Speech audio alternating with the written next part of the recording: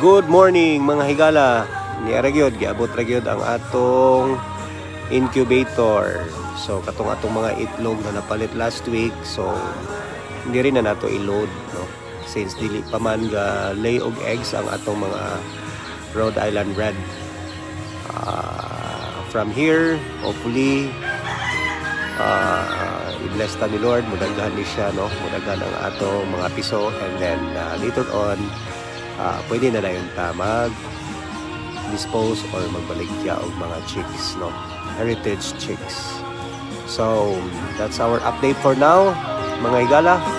Stay tuned diri sa atong YouTube channel.